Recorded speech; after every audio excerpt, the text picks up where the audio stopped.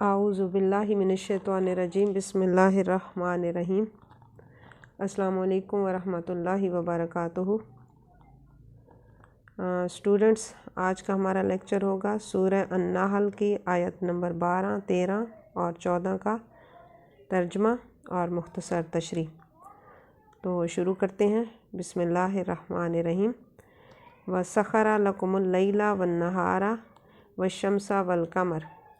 وَالنُّجُومُ مُسَخَّرَاتٌ بِأَمْرِهِ إِنَّ فِي ذَلِكَ لَآيَاتٍ لِقَوْمٍ يَعْقِلُونَ وَمَا زَرَعَ لَكُمْ فِي الْأَرْضِ مُخْتَلِفًا أَلْوَانُهُ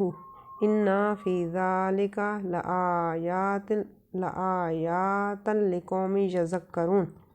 وَهُوَ الَّذِي سَخَّرَ الْبَحْرَ لِتَأْكُلُوا مِنْهُ لَحْمًا طَرِيًّا وَتَسْتَخْرِجُوا مِنْهُ حِلْيَةً تَلْبَسُونَهَا وَتَرَى الْفُلْكَ مَوَاخِرَ فِيهِ وَلِتَبْتَغُوا مِنْ فَضْلِهِ وَلَعَلَّكُمْ تَشْكُرُونَ۔ وا کا مطلب اور، سخرا مسخر کر دیے، کام میں لگا دیا، تابع کر دیا، لکم تمہارے لیے، اللیلہ لام ساتھ ملا ہوا ہو تو اس کا مطلب یا ضرور آتا ہے، یا تاکہ آتا ہے، یا کے لیے آتا ہے۔ تو لکم تمہارے لیے، تم لوگوں کے لیے، کم تم، اور کم جو ہے یہ ضمیر ہے اور ضمیر حاضر، اللیلہ رات، والنہارا اور دن۔ اردو میں بھی یہ لفظ آپ لوگ اکثر پڑھتے ہو، لیل و نہار، تو اصل میں یہ عربی کا لفظ ہے، لیل و نہار یعنی کہ رات اور دن۔ والشمسہ وا کا مطلب اور، الشمسہ سورج، والقمر اور چاند۔ وَسَخَّرَ لَكُمُ اللَّيْلَ وَالنَّهَارَ وَالشَّمْسَ وَالْقَمَرَ، اور رات اور دن اور سورج اور چاند تمہارے لیے مسخر کر دیے، رات اور دن، سورج اور چاند تمہارے لیے کام میں لگا دیے، تمہارے تابع کر دیے۔ والنجوم اور ستارے، نجوم نجم کی جمع ہے، نجم ایک ستارے کو کہتے ہیں اور نجوم بہت سارے ستاروں کو۔ والنجوم اور ستارے مسخرات مسخر کر دیے گئے ہیں، کام میں لگے ہوئے ہیں، بِأَمْرِهِ بے کا مطلب ساتھ، امر کہتے ہیں حکم کو، ہی اس کے یعنی کہ اللہ تعالیٰ کے، اور ستارے بھی اس کے حکم سے کام میں لگے ہوئے ہیں۔ اِنَّ بے شک، فی میں ذالکا یہ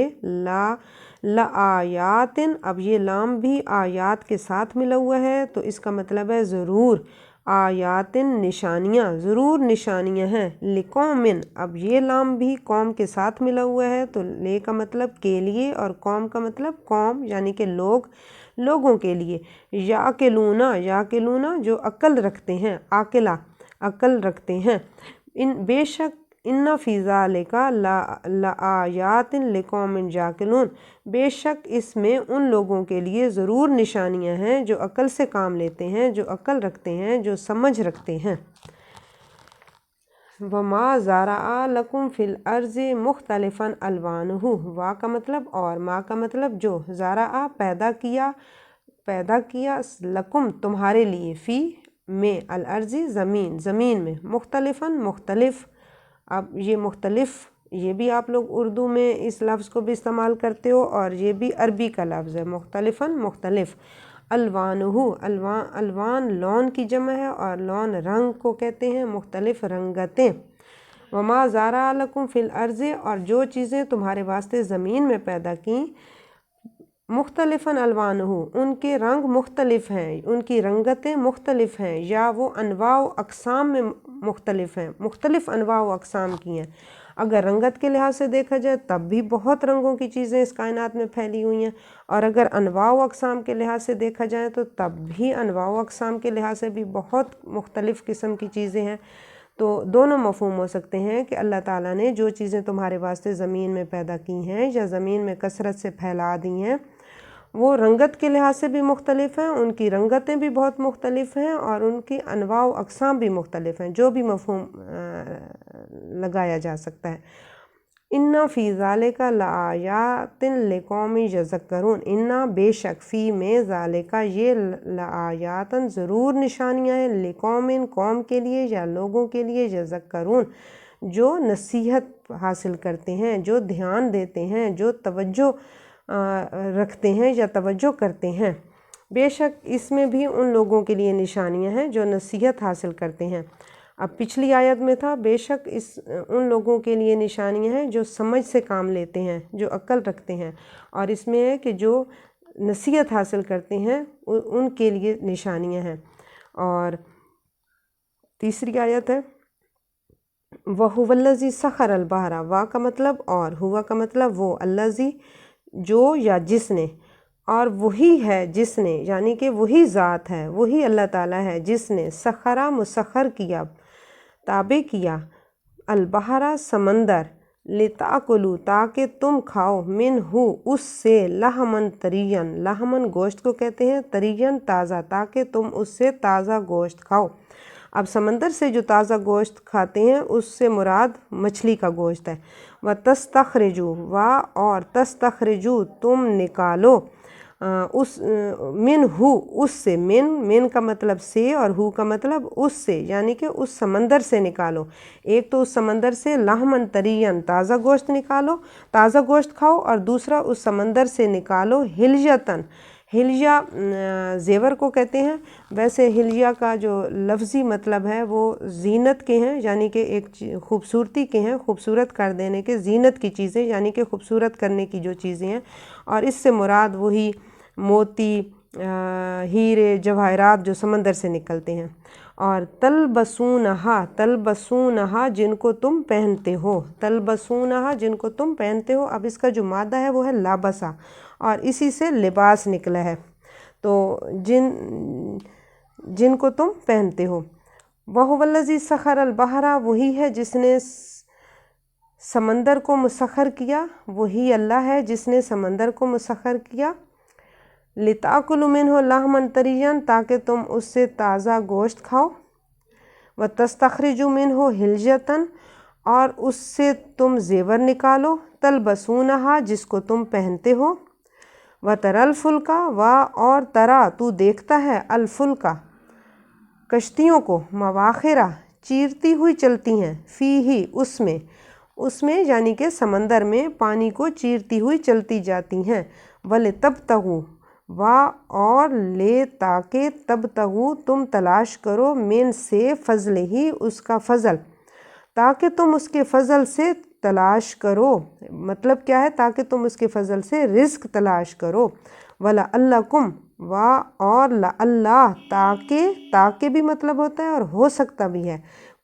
تم تاکہ تم تشکرون شکر ادا کر سکو، تاکہ تم شکر ادا کرو، تاکہ تم احسان مانو، اللہ کی دی ہوئی نعمتوں کا احسان مانو یا شکر ادا کرو۔ تو یہ سورہ النحل کی جو 3 آیات ہیں، سورہ النحل یہ قرآن پاک کی جو ہے وہ 16ویں نمبر کی صورت ہے، اور اس کی تقریباً شروع کی 16 آیات ہیں جن میں اللہ تعالیٰ کی وحدانیت کے دلائل دیے گئے ہیں، وجود باری تعالیٰ کے دلائل دیے گئے ہیں، اور کائنات میں غور و فکر کرنے کے سارے دلائل دیے گئے ہیں، اور یہ ان کو کہتے ہیں عقلی دلائل، یعنی کہ وحدانیت کے اور وجود باری تعالیٰ کے عقلی دلائل سورہ النحل کی شروع کی تقریباً 16 آیات میں دیے گئے ہیں، اور وہ یہ کہ جو ہمارے مشاہدے میں آ سکتے ہیں، مثلاً زمین، آسمان، سمندر، دریا، پہاڑ، جانور، مویشی، پھل، انسان، یہ سب چیزیں جو کہ انسان کے درخت، یہ سب چیزیں جو انسان کے مشاہدے میں آتی ہیں ان کے بارے میں یہ سارے دلائل دیے گئے ہیں۔ اب ان آیات میں جو ہیں وہ رات، دن، سورج، چاند، ستارے، یعنی کہ رات اور دن کو بھی اللہ تعالیٰ نے انسان کے لیے مسخر کر دیا ہے، انسان کے تابع کر دیا ہے، انسان کے لیے کام میں لگا دیا ہے، اور رات کو چونکہ انسان سارا دن کام کرتا ہے، دن کو کام کرنے کے لیے بنایا، اور رات کو جو ہے وہ انسان کے آرام کے لیے بنایا، اور اسی طرح سورج دن کے وقت جو ہے روشنی اور حرارت کی انسان کو ضرورت ہوتی ہے، ایک وقت ایسا ہوتا ہے کہ روشنی اور حرارت کی ضرورت ہوتی ہے، ایک وقت ایسا ہوتا ہے تاریکی اور ٹھنڈک کی ضرورت ہوتی ہے، تو اللہ تعالیٰ نے انسان کے لیے دن کے وقت روشنی اور حرارت پہنچانے کے لیے سورج اور رات کے وقت روشنی دینے کے لیے چاند اور ستارے جو ہیں وہ مقرر کر دیے، اور یہ سب اپنے اپنے کام میں لگے ہوئے ہیں، اور اللہ تعالیٰ کے حکم کے مطابق یہ کام کر رہے ہیں، اور یہ ان کا اپنا کوئی عمل دخل نہیں ہے، یہ اللہ تعالیٰ کی مرضی کے تابع ہیں، اور انسان کے لیے یہ سب جو ہے وہ مسخر کر دیے گئے ہیں، انسان کے کام میں لگا دیے گئے ہیں۔ اور ان سب چیزوں میں جو ہے وہ ان لوگوں کے لیے نشانیاں پائی جاتی ہیں جو عقل سے کام لیتے ہیں، کیونکہ اب جیسے بارش کا آنا، ہواؤں کا چلنا، موسموں کا تغیر و تبدل، فصلوں کا اگنا پکنا، ان سب چیزوں میں انسان کے جو ہے وہ فوائد وابستہ ہیں، اور اسی طرح یہ جو فصلیں اس وقت تک نہیں پک سکتی جب تک کہ روشنی نہ آئے، اسی طرح سورج کی روشنی اور حرارت نہ پہنچے، اسی طرح یہ جو ستارے ہیں، رات کے وقت ستارے جو جگمگا رہے ہوتے ہیں، چاند جو ہے، چاند وقت کا تعین کے لیے چاند جو ہے وہ مقرر کیا گیا ہے، اس سے بہت سارا وقت کا تعین ہوتا ہے۔ اسی طرح جو ستارے ہیں یہ جو ہے وہ مسخر کیے گئے ہیں کہ اس سے جو ہے وہ ستاروں کی مدد سے سمندر میں جو جہاز رانی ہوتی ہے وہ انہی ستاروں کی مدد سے ہوتی ہے، اور ستاروں کی مدد سے انسان جو ہے وہ راستے کا تعین کر سکتا ہے۔ تو یہ سب چیزیں جو ہے وہ اللہ تعالیٰ نے انسانوں کے لیے مسخر کی ہیں، انسانوں کے لیے کام پر لگا دی ہیں، اور اس میں لیکن سمجھ وہی لوگ رکھتے ہیں جو عقل سے کام لیتے ہیں، ان کے لیے یہ نشانیاں ہیں۔ اور دوسری جو اس آیت ہے اس میں اللہ تعالیٰ فرما رہا ہے کہ وَمَا زَارَ لَكُمْ فِي الْأَرْضِ مُخْتَلِفًا أَلْوَانُهُ، اتنی چیزیں زمین میں، یعنی کہ چاہے وہ حیوانات ہیں، چاہے وہ نباتات ہیں، چاہے وہ انسان ہیں، رنگ برنگ کی چیزیں ہیں، رنگ برنگ کی چیزیں جو ہیں وہ اللہ تعالیٰ نے زمین میں کثرت سے پھیلا دی ہیں، اور وہ سب جو ہے وہ انسان کے کام کی ہیں، خواہ وہ حیوانات ہوں، خواہ وہ نباتات ہوں۔ اب یہ آپ لوگ خود بھی مشاہدہ کر سکتے ہیں، اور یہ اللہ تعالیٰ نے یہی عقلی دلائل ہیں کہ ہمارے اپنے ہی مشاہدے سے ہیں کہ ان سب چیزوں کے خواص، فوائد، رنگ، بو، ذائقہ، یہ سب چیزیں ایک دوسرے سے مختلف ہیں۔ اور پھر یہ اللہ تعالیٰ کی کاریگری دیکھو کہ ایک ہی پودا ہوتا ہے، ایک ہی زمین ہوتی ہے، ایک ہی پانی سے سیراب ہوتا ہے، ایک ہی پھول ہوتا ہے، اور اس میں جب آپ مشاہدہ کرو تو اس ایک پھول میں کتنے مختلف رنگ بھرے ہوئے ہوتے ہیں۔ اور اسی طرح آپ لوگ پرندوں پر ذرا غور کرو تو اس پرندوں میں جو رنگ اللہ تعالیٰ نے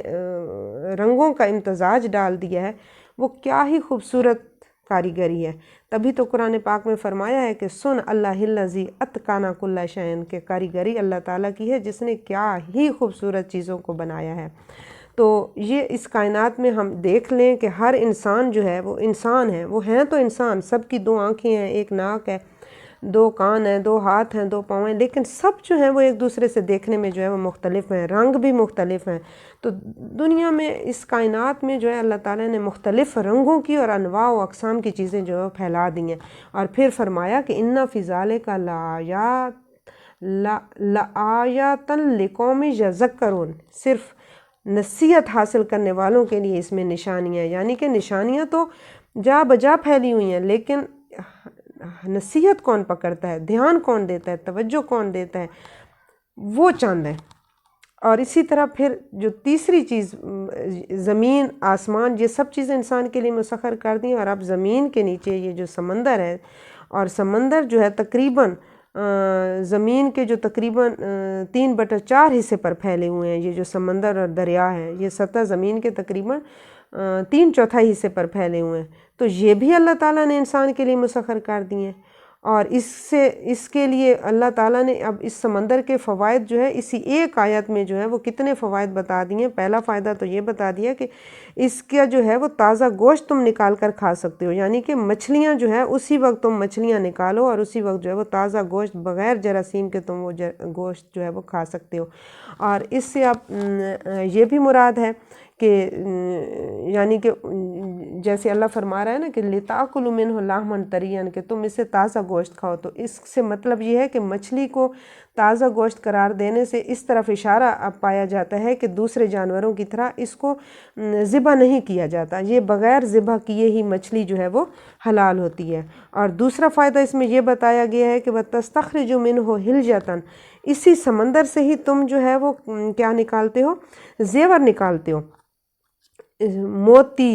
اور ہیرے اور جواہرات اور جن سے وہ زیور بنتے ہیں اور وہ تم ان کو پہنتے ہو، اور یہ سمندر سے یہ خزانے اللہ تعالیٰ نے سمندر میں رکھے ہیں اور انسان کے لیے وہ سمندر مسخر کر دیا ہے۔ اور پھر اللہ تعالیٰ اس کا تیسرا فائدہ یہ اسی ایک آیت میں تیسرا فائدہ یہ بتا رہا ہے کہ وَتَرَى الْفُلْكَ مَوَاخِرَ فِيهِ، اور تم دیکھتے ہو کہ ویسے تو یہ جو سمندر کا جو ہے پانی، تو اس سمندر کے پانی کو جب آپ دیکھو گے تو انسان کی تو اتنی اوقات نہیں ہے نا وہ ایک سیکنڈ میں انسان کو اڑا کے رکھ دے، لیکن اس کو کیا کر دیا کہ کشتیاں بنا دیں، اور کشتیاں جو ہیں اس پانی کو چیرتی چلی جاتی ہیں۔ اور تیسرا فائدہ اس میں یہ ہے کہ وَتَرَى الْفُلْكَ مَوَاخِرَ فِيهِ وَلِتَبْتَغُوا مِنْ فَضْلِهِ وَلَعَلَّكُمْ تَشْكُرُونَ، کہ تم دیکھتے ہو کہ اللہ تعالیٰ نے اس کی پیٹھ پر کشتی چلانا انسان کو سکھا دیا، اور اس سمندر کو جو ہے وہ اس کشتی کا تابع فرما بنا دیا، ورنہ ایک انسان جو ہے وہ تو سمندر کی اونچی اونچی لہروں کو دیکھتے ہی، انسان کا جو جسم ہے وہ تو ان لہروں کو دیکھتے ہی جو ہے وہ لہروں کو برداشت ہی نہ کر سکے، اس کی حیثیت یعنی کہ سمندر کی جو اونچی اونچی لہریں ان کے سامنے جو انسانی جسم ہے اس کی حقیقت تو بالکل خس و خاشاک سے بھی زیادہ نہیں ہے، بالکل ایک تنکے سے بھی زیادہ نہیں ہے، لیکن اللہ تعالیٰ نے اس پر کشتیاں چلانا سکھا دیا اور پھر وہ سمندر کو تابع فرما بنا دیا۔ تو اب ایک چھوٹی سی جو کشتی ہے وہ کشتی کہہ دیں اور بحری جہاز کہہ دیں، وہ جو ہے سمندر کے سینے کو چیرتی ہوئی پھاڑتی ہوئی چلی جاتی ہے، اور انسان جو ہے وہ ایک بر اعظم سے دوسرے بر اعظم تک اس میں بیٹھ کر چلا جاتا ہے، اس میں سامان کتنا بھاری سامان لے کر جاتا ہے، اور اس طریقے سے جو ہے وہ سمندری اور بحری تجارت ہوتی ہے، اور بحری تجارت کے فوائد بھی بہت زیادہ ہیں۔ اور پھر آخر میں جو اللہ تعالیٰ فرما رہا ہے کہ وَلَعَلَّكُمْ تَشْكُرُونَ، ان سب باتوں کا جو مقصد ہے اور وہ ایک ہی مقصد ہے کہ میں نے دنیا میں تمہارے لیے کس قدر جو ہے وہ نعمتیں بکھیر دی ہیں، زمین بنا دی، آسمان بنا دیا، رات بنا دی، دن بنا دیا، سورج بنا دیا، چاند بنا دیا، ستارے تمہارے کام پر مسخر کر دیے، اور مختلف انواع و اقسام کی چیزیں بنا دیں، اور وہ سب کے سب تمہارے کاموں کے لیے لگی ہوئی ہیں۔ پھر سمندر بنا دیا، سمندر میں سے تمہارے لیے تازہ گوشت نکال دیا، پھر ہیرے جواہرات اس کے اندر میں نے چھپا رکھے، وہ نکالو تم اور ان کو پہنو اور تمہاری زینت کے لیے بنا دیا، اور پھر بحری جہازوں کا سفر کرو، تجارتی سفر کرو، اس سے فوائد حاصل کرو، اور اتنا کچھ ہونے کے بعد مقصد کیا ہے کہ لعلکم تشکرون، تم جو ہے وہ میرا شکر ادا کرو۔ تو انسان جو ہے قرآن پاک میں اللہ تعالیٰ نے فرمایا ہے اور بہت سارے مقامات پر فرمایا کہ بہت کم ہی انسان ہے جو میرا شکر ادا کرتے ہیں۔ یہ بہت افسوس کا مقام ہے کہ اللہ تعالیٰ نے تو انسان کو بیش بہا نعمتوں سے نوازا ہے، اور اس کا ذکر بھی اللہ تعالیٰ نے قرآن پاک میں فرمایا ہے کہ وَإِن تَعُدُّوا نِعْمَتَ اللَّهِ لَا تُحْصُوهَا، اور اگر تم اللہ کی نعمتوں کا شمار کرنا چاہو تو شمار نہیں کر سکتے، لیکن شکر ہمیں ادا کرنا چاہیے۔ نعمتوں کا شمار نہیں کیا جا سکتا، اللہ فرما رہا ہے کہ تم نعمتوں کا شمار نہیں کر سکتے، لیکن نعمتوں پر جو ہے وہ شکر کرو، احسان مانو۔ وآخر دعوانا ان الحمد للہ رب العالمین۔